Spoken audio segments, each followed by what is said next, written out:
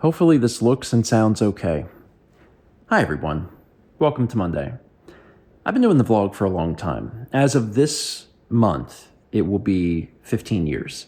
And in that time, I have shot the vlog on a wide variety of cameras, starting with the Flip Ultra HD, that little tiny plastic thing that had the USB dongle attached to it.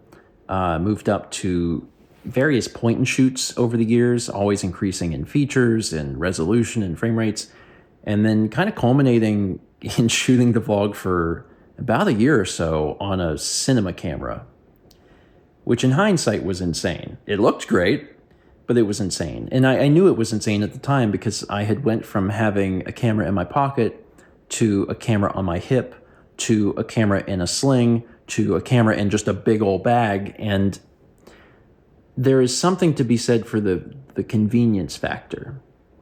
And I had lost the convenience factor. But then I started shooting on the phone. I started shooting on the iPhone 12 Pro Max. And around that time, phones were getting to the point where they looked as good as some of the early point and shoots that I had been using. And the phone technology has just gotten better and better. And at this point, I have shot the vlog in its entirety on iPhone for the last 3 years, I think. iPhone 12 Pro Max for most of that. And then last year, I got the iPhone 15 Pro Max, and I've been shooting on that for the last year. And I love it. I really do genuinely love it. I love the fact that the phone is so good now that, sometimes when I talk about the fact I shoot on the phone, I've got people in the comments that are like, I didn't know you used a phone. And that's really cool. Phone technology's really come a long way. But there are problems. And the problem is a camera is a camera. It's a dedicated device solely for shooting photos and videos. And a phone is not a camera. A phone is a phone. A phone is trying to do many, many different things. And you've got this layer of software because you've got the phone's operating system, but then on top of that is the camera app that you're using, which is more software. It's just software on software on software, and software sucks. And it's not that a camera doesn't have software. Obviously it does. It's running its own little operating system, but that's all that it's doing. And the reliability on a dedicated camera is so much higher than the reliability of using an app. And as someone that has shot on iPhone exclusively for the past 3 years, I know that better than anyone. Things can go wrong. And when it does, you just feel helpless. For most of the last 3 years, I've shot the vlog on an app called Filmic Pro. Filmic Pro used to be a paid app, then it moved to a subscription fee like a year or two ago. I'd been paying the fee, and I didn't mind because it's for work. But a lot of people stopped using the app after it went to a subscription fee. But last year, Blackmagic, which is the same company that makes DaVinci Resolve, the editing software, as well as cameras and a bunch of other hardware, they decided to release a camera app. And it's free. And it has basically all of the same features and more that Filmic Pro has.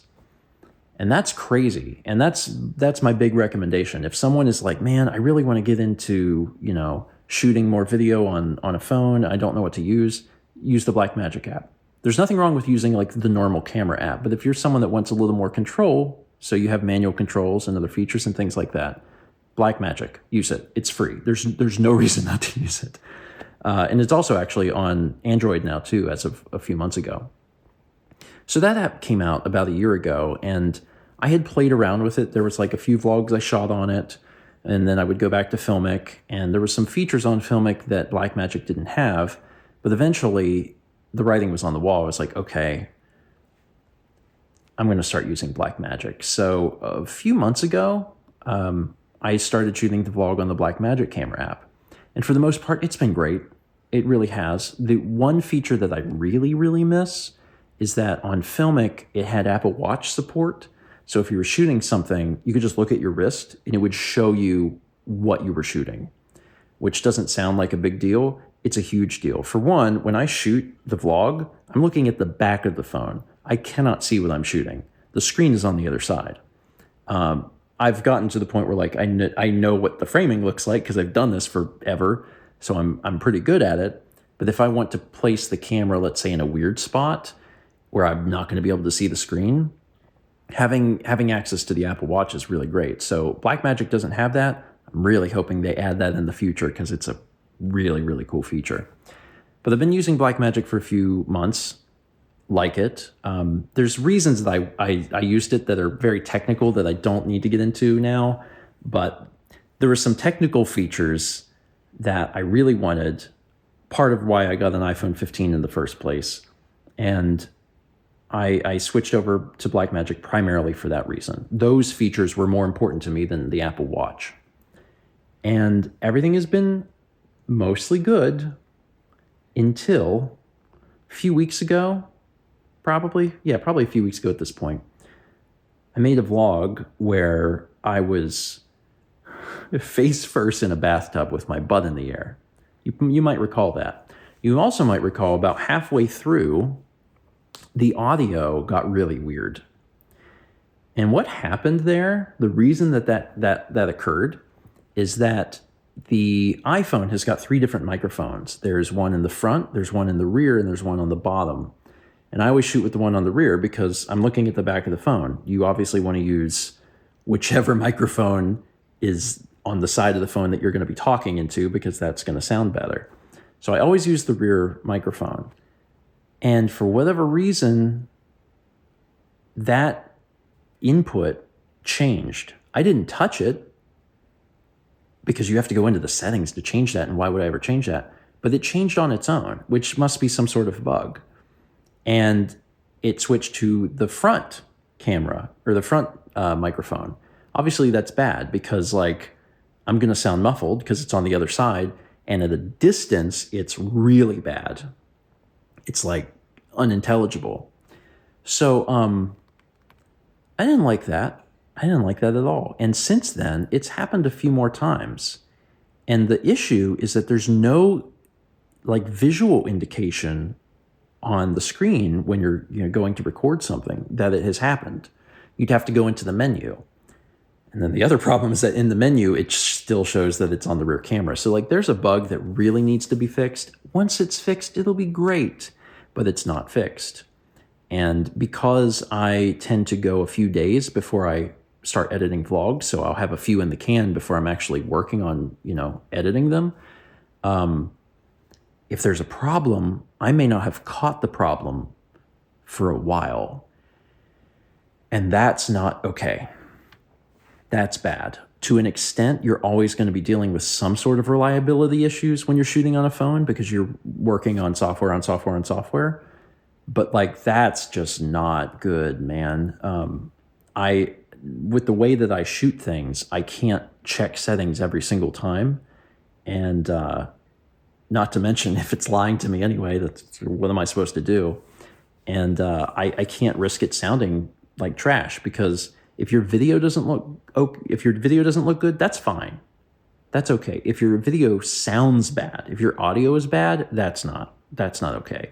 Viewers are way more willing to watch something that doesn't look great. They're way less willing to listen to something that doesn't sound great. So I've been able to tweak the audio and fix it a little bit so it's like less noticeable on some of the vlogs where it's happened, but it's still randomly happening and I do not know why, and it's pissing me off really bad. So the reason I'm making this vlog today is, for one, to tell you all of that because some of you might be interested in iPhone videography.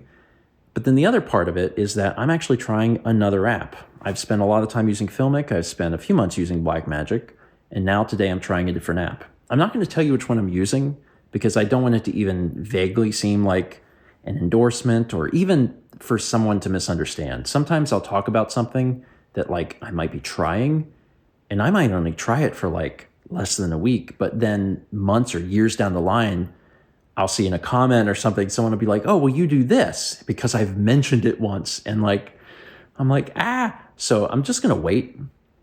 It's got a 7-day trial and I'm currently giving the trial a shot. It has a lot of features, actually more than Blackmagic.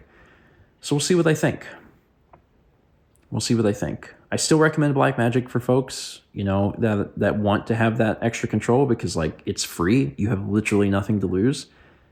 But pay attention to what your settings are at. And, if you're shooting something, play it back, listen to it, make sure that it's okay. That sort of thing is like, I can't do that with the vlog, right? We're not doing takes. Like, it's real life happening. It needs to be captured the one time. We can't redo it.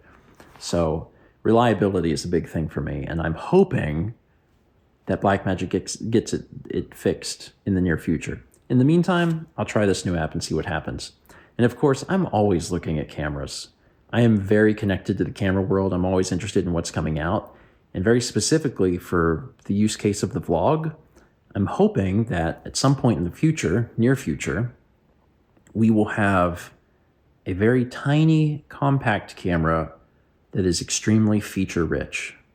The closest that we've come is the Sony ZV-1. That is like the form factor that I'm interested in. Sony, what is it, EV10 that has interchangeable lens? No. Too big. I don't want an interchangeable lens camera. I want a fixed lens camera. I want a tiny little guy. And we'll see if that happens. Because the phone is really good, man. I'm really satisfied with the phone. I just hate the software issue. The reliability is what sucks. And it's good like 99% of the time, but that 1% of the time will make you want to tear your hair out. Anyway, that's it. I will probably check back in about this in the next few weeks and let you know if I ended up keeping this app or if I went back to Blackmagic or what. Maybe I'll try another app. There's many out there. And it's not always about features either. Like some of them have more features, but that's actually not the biggest issue. The big thing for me is having something that works within the way I'm using it. It can have less features and that can be okay if like the way that it's laid out on the screen makes sense. If the specific features that I need in a camera app are there and they're in good spots. Like that's the stuff that matters the most. So I might try some other things. We'll see where I land. Thanks for watching. If you have any questions about iPhone videography, leave them down below. I'll try to answer some of them if I can. I say iPhone, but mobile videography. And as always, let's meet back tomorrow, shall we?